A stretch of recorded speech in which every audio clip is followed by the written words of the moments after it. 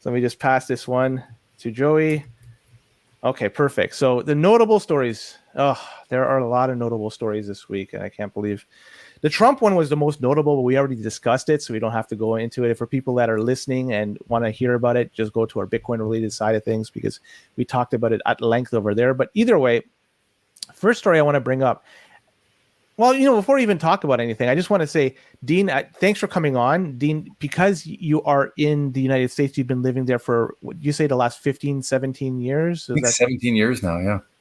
And so you have a perspective that is different than us because you are able to vote there. You're able to vote here. When I say there, United States, when I say here, Canada.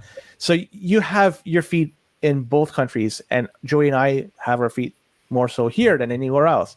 Yeah. So you give a perspective, what's going on in the States, much better than we could give. So I'd like to hear your thoughts on some of these things. We'll start with number one, New York. I know you're in the West Coast and this is the other side of the country, but still, Mayor Eric Adams. Everybody knows this guy, and this guy is, interesting dude, former cop, I believe, and trying to do his best over there in New York. Anyways, he had a press conference this past week, and he showed off these new garbage bins that are going to be rolled out in the city of New York. This is a way is getting to the bottom of the rat problem because it's getting to be so out of hand over there.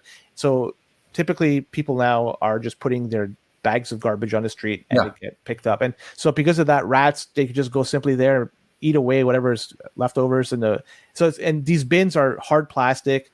So hopefully this alleviates the rat problem. Either way, homeowners over there will be required to make this transition from the current bag pickup to this new bin pickup by November 12th of this year. And this is not something new. Other municipalities have been using this around the world. I'm not sure if they do it over in your neck of the world but over here. Plastic bins, that's just the way you do it.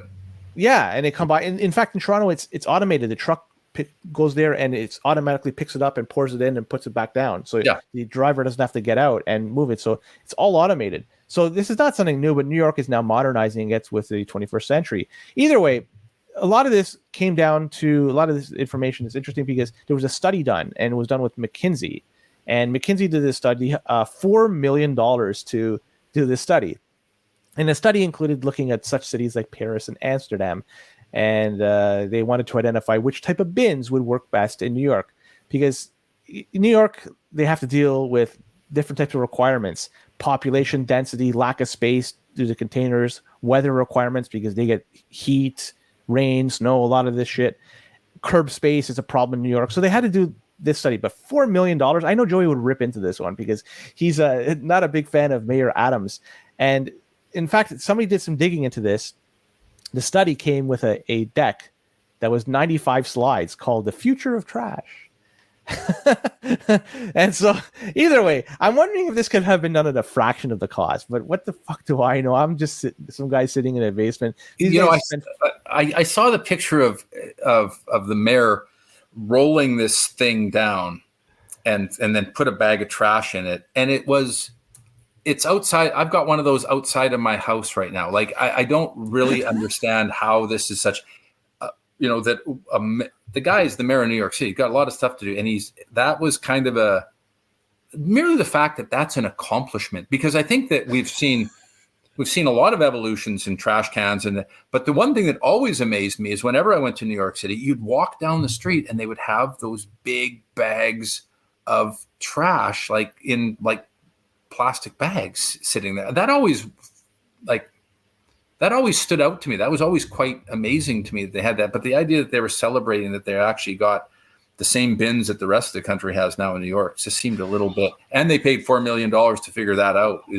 That's a good use of money. I don't know. I mean, again, I'm just some dude in the basement. I don't have the ability to truly analyze this, but maybe some other people will question it. And if you look at the press conference too, they put some tape on the ground where Mayor Adams could wheel out that device. Just in case he wasn't sure where to put it, right? He was. What an event, staged to the nth degree.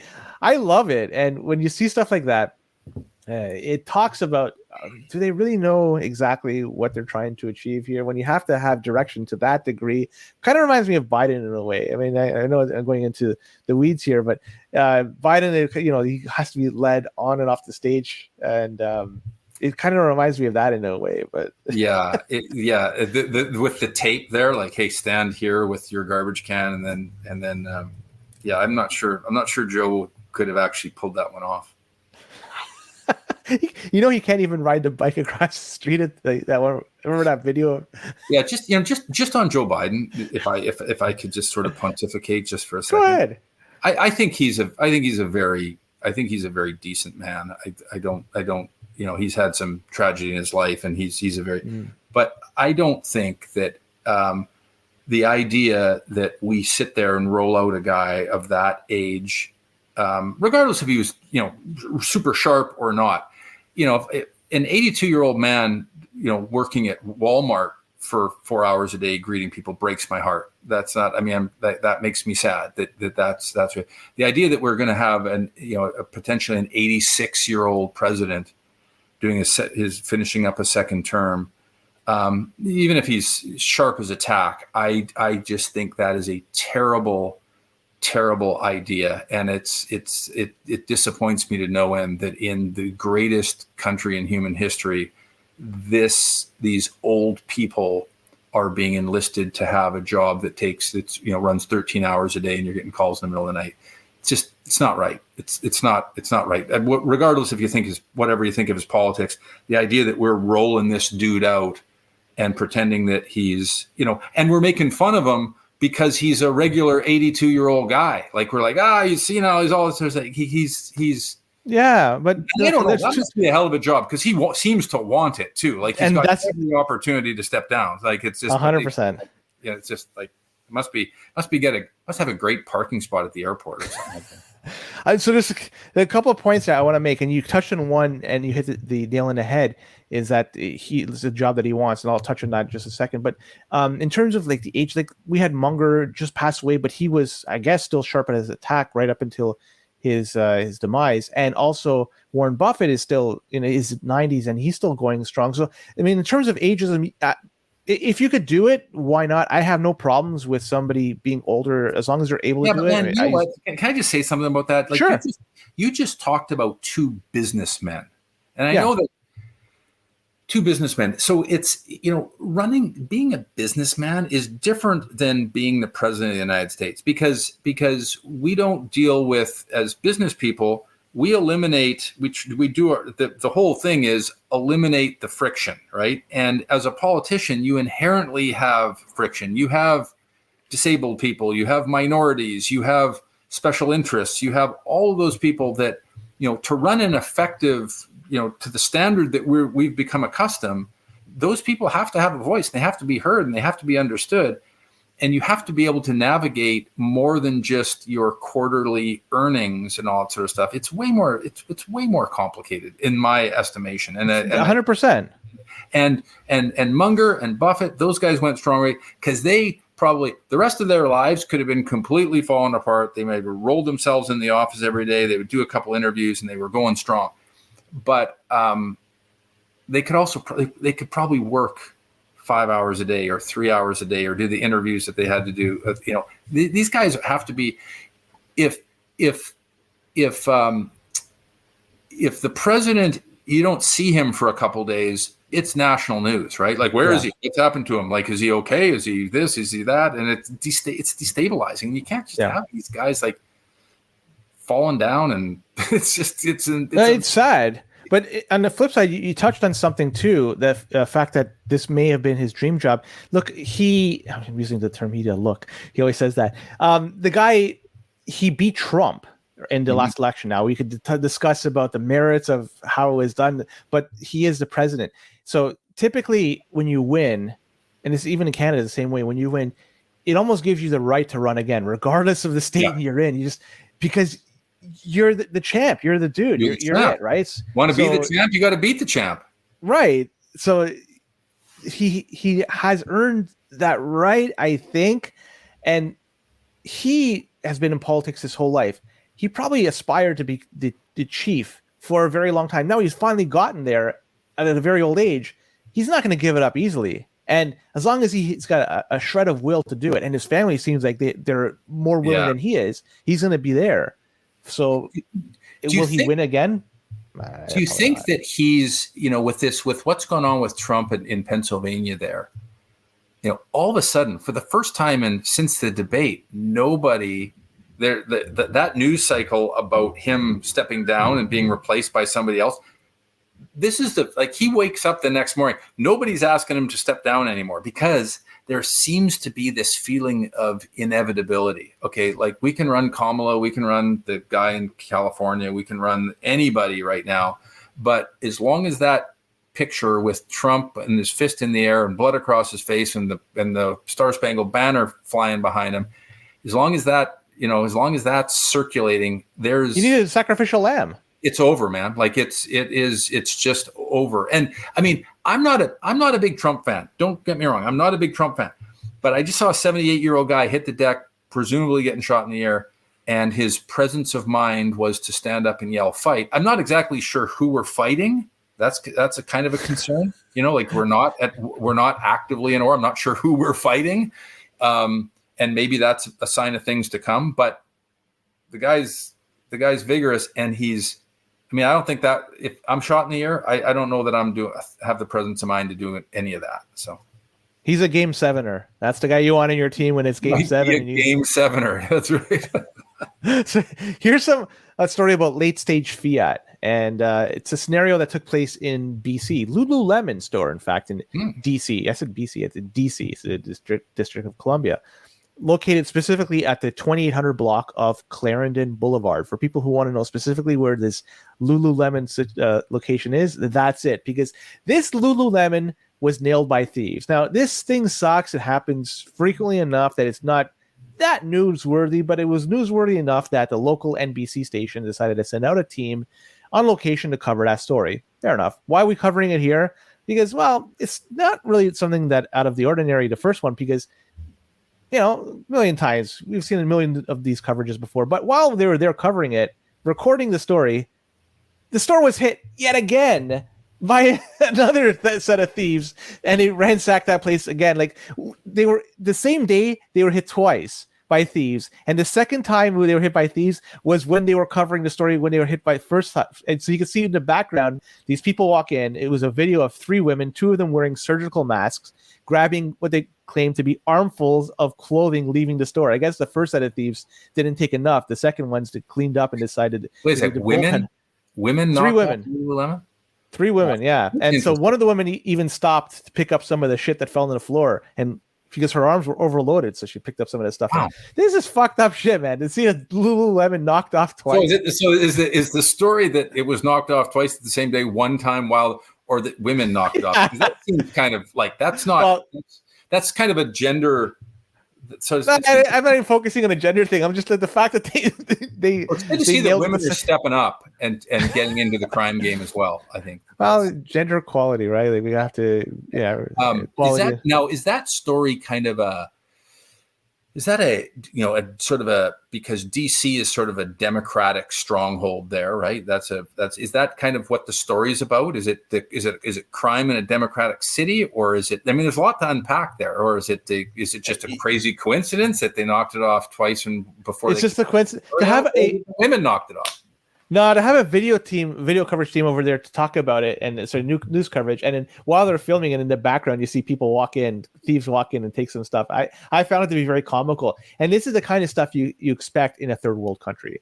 And, if I hear this and insert your third world country name here, I don't want to make anybody upset. I wouldn't be shocked. But happening here in the United States, the nation's capital, right? This is insane. But this stuff is going to happen more frequently because people need the money. And I'm not trying to justify this, right? Yeah. I'm not trying to say that they're doing the right thing. But when you have nothing, you have nothing to lose. Yeah. So you might as well go knock something off. Hopefully you make a big score, and then you can pay for your next bunch of meals with the ill-gotten booty. But yeah, right? This is so. I always say when we get into this conversation about right and left, and they both have, everybody agrees that crime's bad, and but and in Canada it's more socialized than in America, obviously. But the idea of if you have if you have an opportunity to provide for your children and you believe that they have a future, you will abide by the law. Like, I don't think that, like, there's just people, but some people are put in desperate situations, and some people live in a desperate situation. I mean, I don't think you go from, oh, geez, I lost my job, now I'm knocking off a Lululemon store. You've got generations of just sort of things just haven't worked out to you for whatever reason, and you're desperate. And I don't think that, whether it's because I live in Seattle. And we've obviously had our challenges, and I would say that a lot of that is as a result of poor municipal politics. I would say that I think if you talk to anybody in Seattle, they would probably share that sentiment. But you can go into a Target store. I'm not sure if this is in Canada now. Go in a Target store, not far from where I'm at right now. Everything, and I mean everything, is locked up. Like, holy shit. Like, you want to pull some deodorant off the store, or off the shelf, you got to go get somebody to unlock it and give you deodorant. So it is, and can you imagine the cost to that? Like, you have to have somebody in the store. The cost to Target, because some people are going to go, you know what I'm going to do? I'm not going to Target. I'm going to buy it on Amazon, because I don't want to be, stand there going, like, I wanted a deodorant and a toothbrush, and it's all locked up. I wonder with stories like that, Lululemon's experience in DC, having all the things locked up, is this the end of retail? And if it if it's the end of retail, there's a lot of big box stores and a lot of big places that have a lot of people that have families. The greatest families, the richest families in this entire country have a whole bunch of money tied up in real estate, which, it kind of changes the game. If you've all of a sudden, retail's gone. I mean, you can only have so many nail salons and Chinese takeout places. So that story, that example you post from Target of having everything locked up, is that the only store that you've noticed, or have you seen other stores like that, or other Targets in the general vicinity? Are they also locked up? Yeah, I don't think it's unique to Target. It's like drugstores have like a Rite Aid or CVS and stuff like that. And this wasn't the case a few years ago. No, not at all. Like, it was sort of since COVID, right? Since COVID, yeah. It's like we all went away. Nobody went into a store for 2 years, and then we come back, and it's kind of this sort of dystopian type landscape. You almost expect somebody to be standing at the front with an assault rifle and guarding the store, and it's just like, man, this is a Banana Republic style. The assault rifles are when you get to the parking lot. You got to get on your belly. But what a fucking is like. Anyways, Chicago. I want to talk about a couple of stories about Chicago, because we're the Canadian Bitcoiners podcast, CBP, but sometimes we're the Chicago Bitcoiners podcast. No, well done. So yeah, well, we're changing. So anyways, we got wind this past week that in Chicago, the office vacancy in the downtown core is trending in the wrong direction. And just before the pandemic started, the vacancy rates for offices were sitting around 13%. 13 seems rather high, but that's the number where it was entering into pandemic. Fast forward a little more than 4 years later, the vacancy rate has almost or doubled. It's now 26%. Imagine, a little bit more than 1 in 4 downtown offices in Chicago are empty, and landlords are suffering as a result, and they're not able to collect rent. It's driving down the price of commercial real estate. That's plummeting. Property taxes, which come from this, is partially the reason why it's vacant, because property taxes are high, and it's difficult to collect, and it just spirals out of control. And then crime goes up. Now crime goes up. Now you're less likely to rent a place, and again that spirals out of control. And people not working because the economy is not going well, and again that spirals out of control. And also you have people working from home. There's still some people doing that, so they're less likely to go into the office. But this 26% of the downtown office in Chicago vacancy rate is not specific. It's not just a Chicago issue.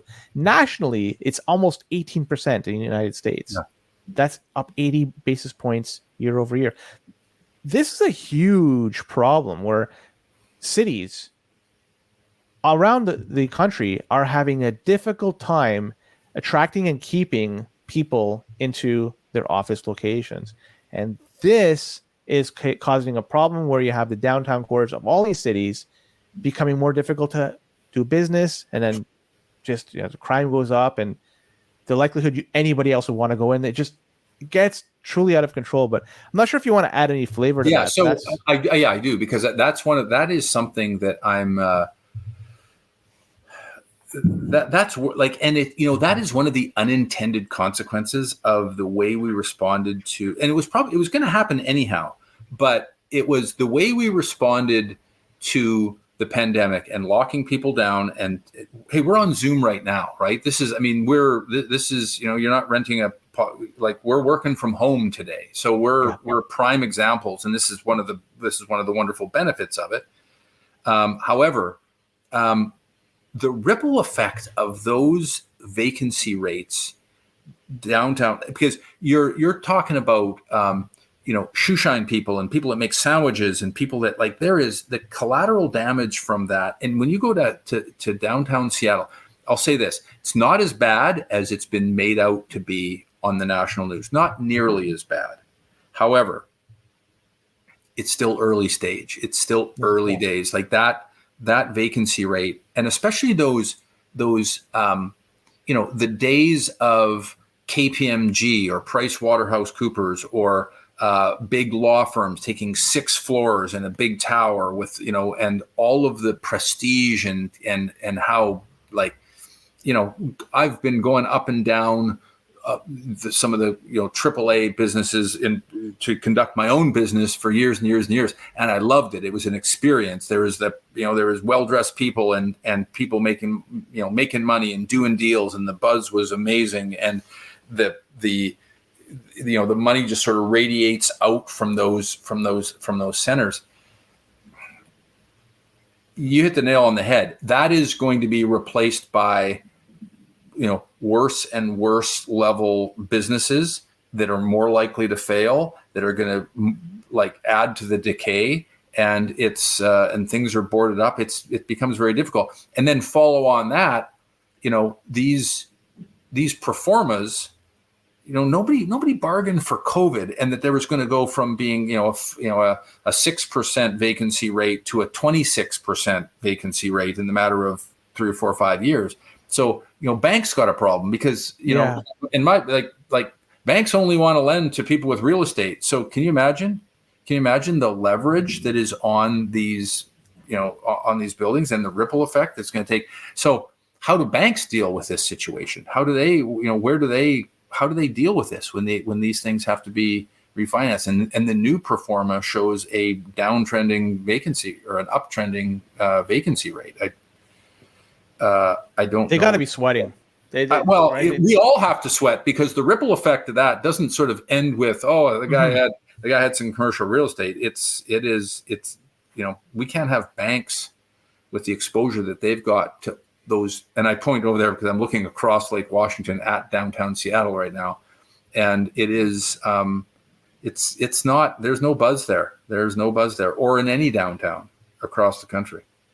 Well, Detroit is a good example because 60 years ago was thriving. It was one of the largest cities in the United States, and the series of events caused it to come up the way it is right now. But the downtown core, I'm not sure if you ever visited Detroit in the past, 20 years or so.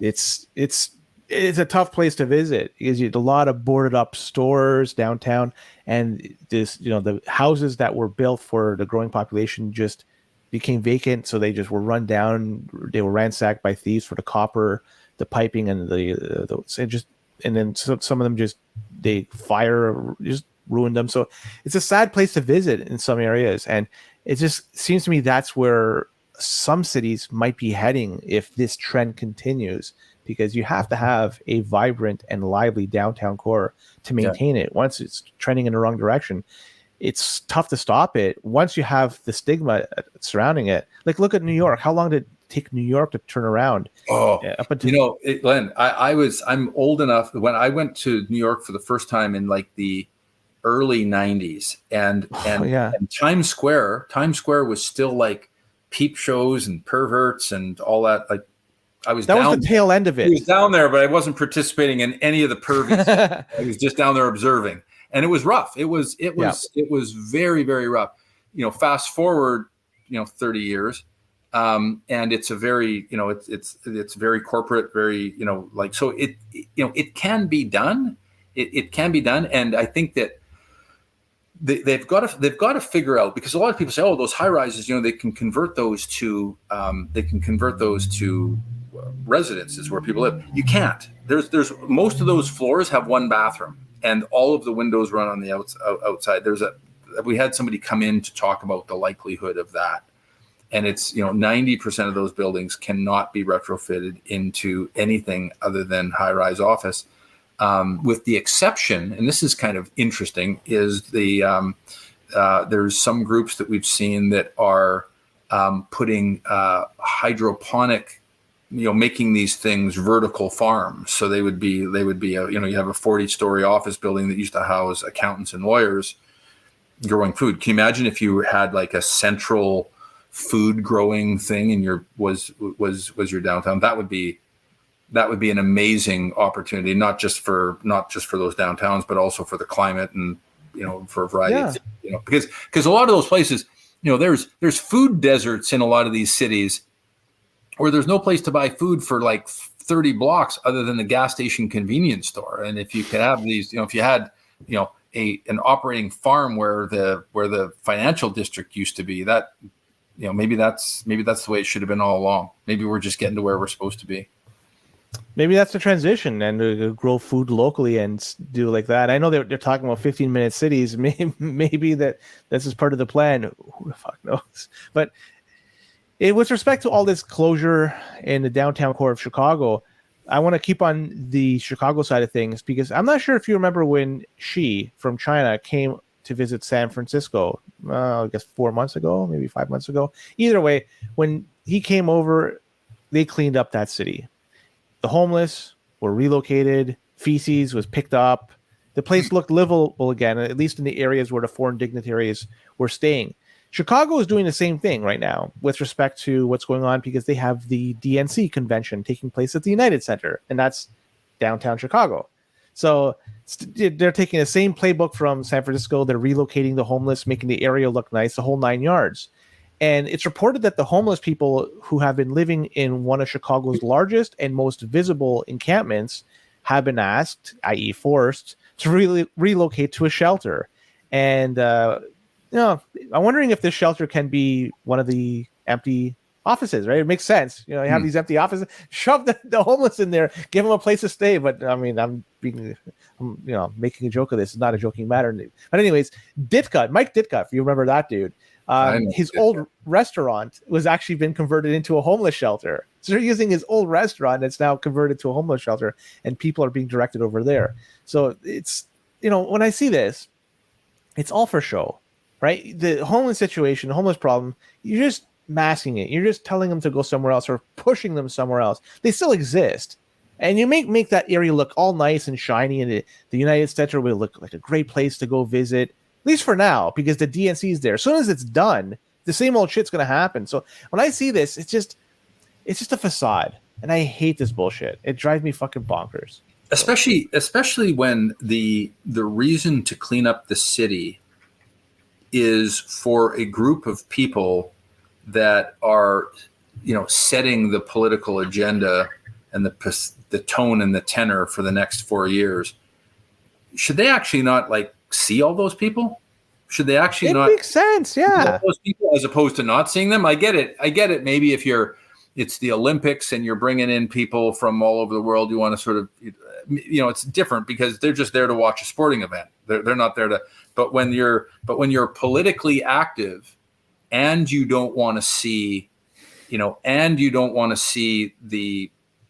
You want to stay at the nice place, and you want to have it be. That's a great point. Good and all that sort of stuff. But these are the people that are setting policy, or will have in some way, shape, or form be part of that.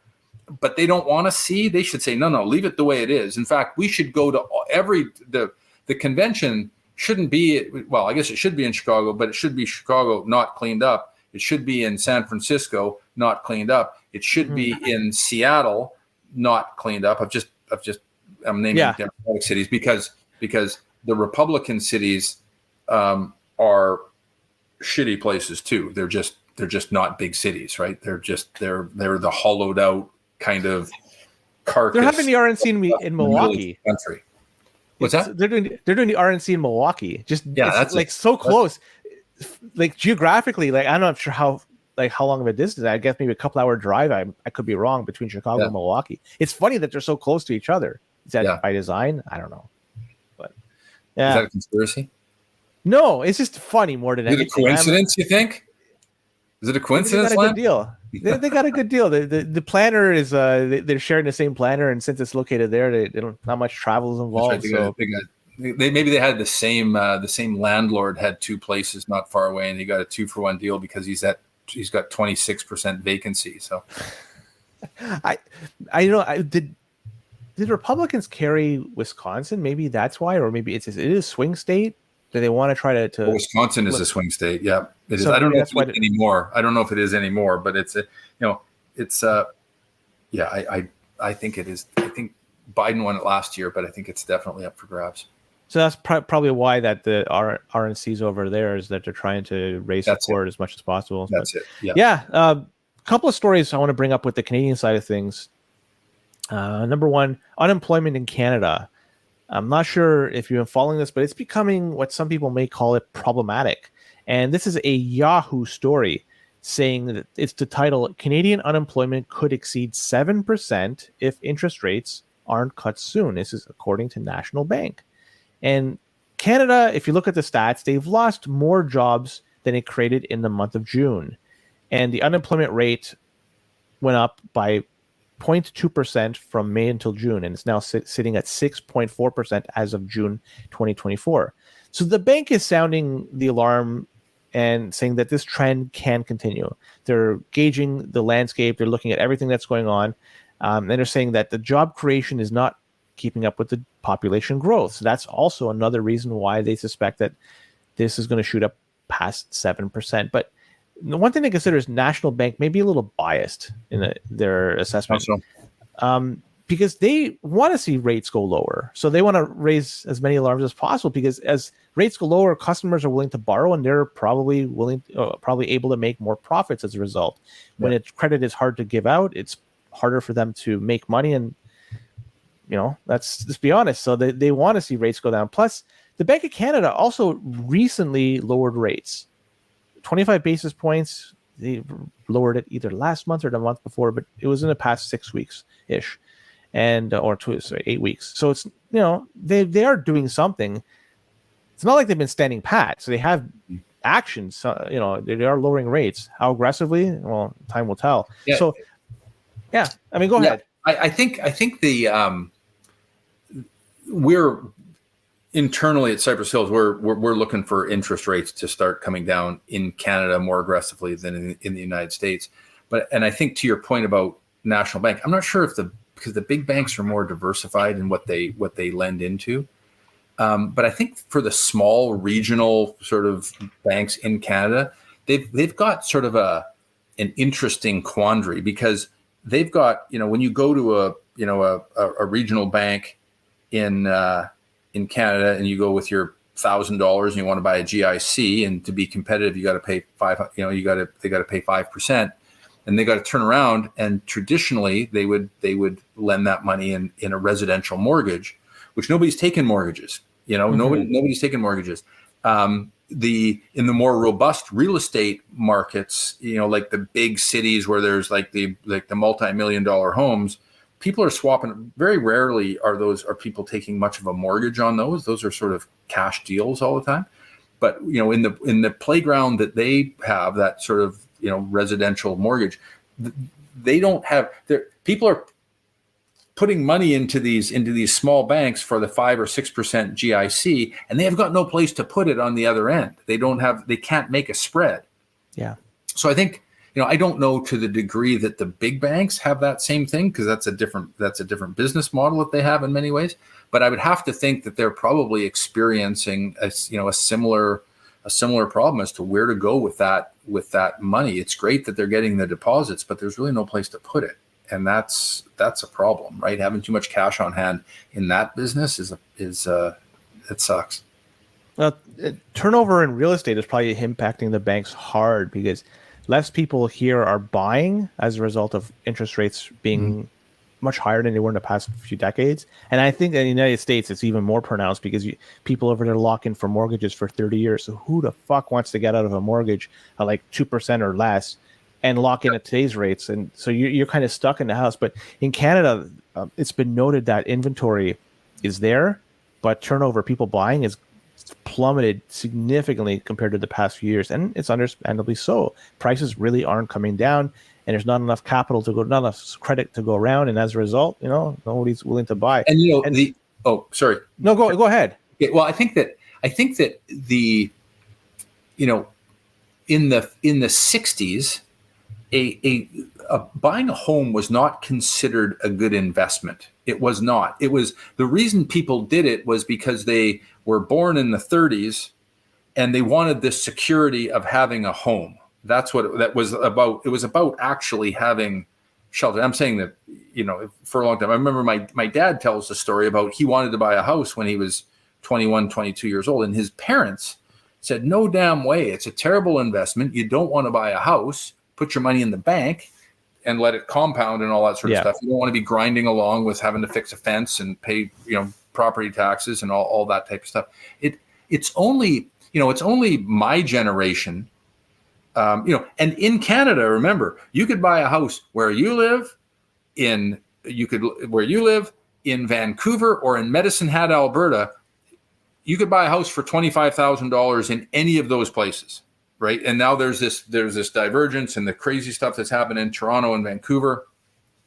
And it's gotten to be where, it's a market where people speculate. They don't, it's not about a roof over your head anymore. And Charlie Munger, you mentioned Charlie, dear sweet Charlie, he believed that a house was for a family to live in, and that single people should never own a house. That was kind of one of his philosophies. I don't know, like, if it really obviously didn't stand the test of time in terms of what history would suggest. That has been a good investment for most families, but it's worthy of note that he was old enough to remember a time when that was just, hey, it's security for your family and nothing more. It's not something where you should be, you should own a house and you should be saving money for to prosper with.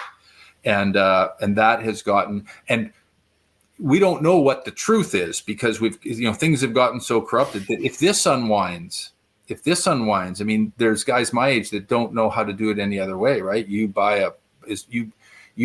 borrow as much money to buy as big a house as you can possibly take on, and you hang on like crazy. Yeah. And because it's going to go up, it always goes up. It never, it's just, if that turns around and you're making, it's flat for 10 years, it's a headache.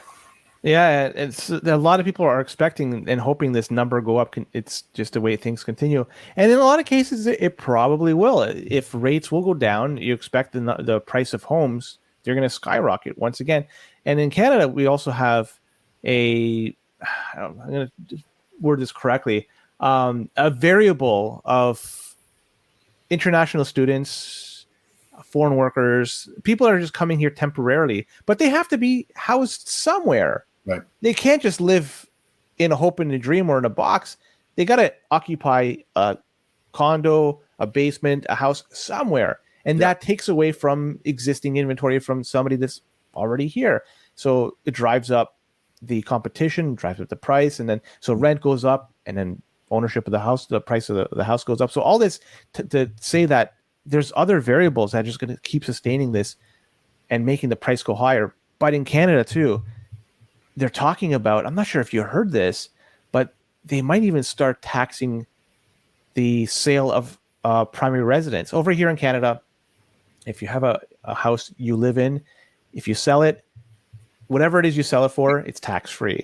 So whatever price you bought it for or you sold it for, the profits, it's yours tax-free. But they're saying that there may be capital gains tax that's going to be applied to primary residents. So in the States, they allow you can roll that over within 1 year, and it's tax free.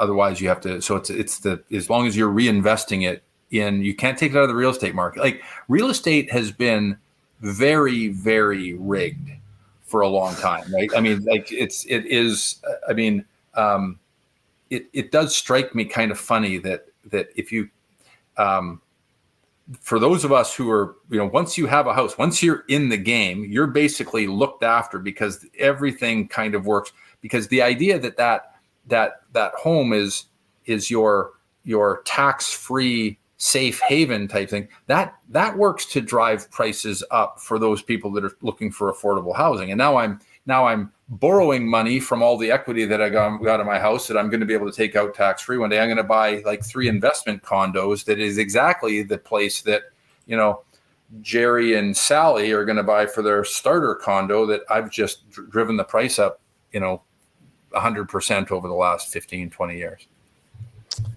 What's the answer here? I could say that no whatever answer. happened. No answer. Well, there is one. And if things go really sour, we still have the buyer of last resort able to come in and make sure everybody's made whole. I'm talking about the central bank, whoever it is, either the Federal Reserve or the Bank of Canada.